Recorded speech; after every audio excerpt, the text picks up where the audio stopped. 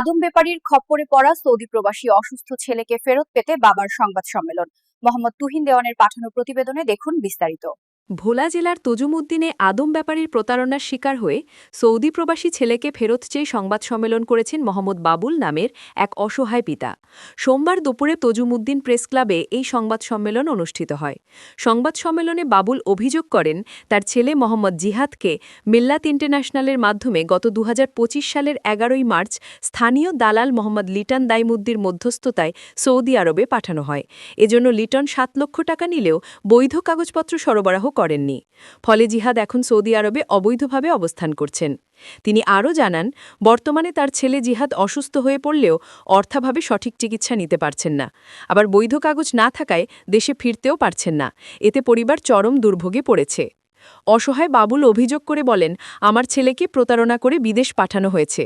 এখন ওখানে সে অসুস্থ হয়ে মানবেতর জীবনযাপন করছে। আমি সরকারের কাছে অনুরোধ করছি যেন দ্রুত আমার ছেলেকে বৈধভাবে দেশে ফেরানোর ব্যবস্থা করা হয়। সংবাদ সম্মেলনে তিনি দালাল চক্রের দৃষ্টান্তমূলক শাস্তি দাবি করেন এবং ছেলের নিরাপদ প্রত্যাবর্তনে সরকারি হস্তক্ষেপ কামনা করেন। টায়ার সালমানের কাছে ফোন দেয় সবাই, আমার কেউ কিছু না, আমি ওই বাড়িতে গড়িয়ে গড়িয়ে কাঁদি, গড়িয়ে গড়িয়ে কাঁদি। আমার ছেলেটা আপনার কইছি, আমার টাকা আমার ছেলে আগে আইনা দেয়, টাকা পয়সার হিসাব করে আমার ছেলেটা বাংলাদেশে আমি চিকিৎসা করি। আমার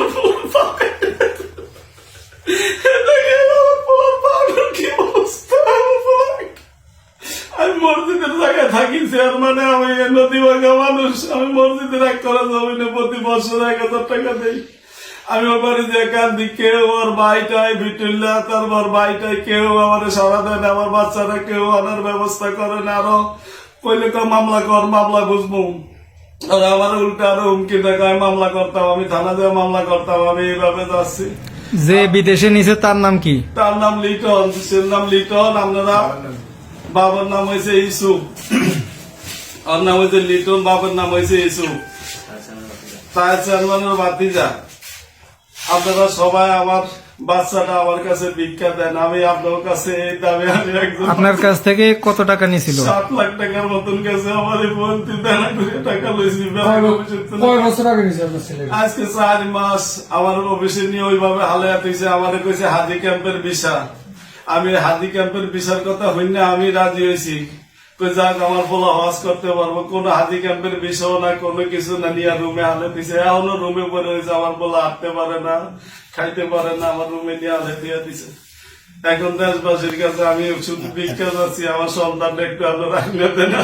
ওই দালালের বাসা কি আপনাদের এলাকায়? চাষরা তাই চেয়ারম্যানে গোবারি, তার চেয়ারম্যানে গোবারি। তার পরিবারের সাথে কি আপনার যোগাযোগ হয়েছে? সব সময় পরিবারের সবাই যোগাযোগ হচ্ছে। হ্যাঁ, আমার কেউ কোনো রাস্তা দিচ্ছে না, খাওয়া আমার মিথ্যা আশ্বাস দিয়ে আজকে ১.৫-২ মাস খালি ঘুরাইতে আছে। আকামা করিয়া দেবো, আকামা করে আমরা চলারে ছুটিতে বানাবো, তারপরে আবার নেবো। কিন্তু আসলে কোনো কিছুই করতেছে না। এখন করছে আমি এজেন্সিতে যাই বনসই দিয়ে আমার পোলা আনতাম। আমি বনসই কেন দেবো? আমি এতগুলা টাকা শেষ করলাম, আমার ছেলে শেষ করলাম, আমি বনসই কেন দেবো? আমি গরিব মানুষ, আপনারা আমার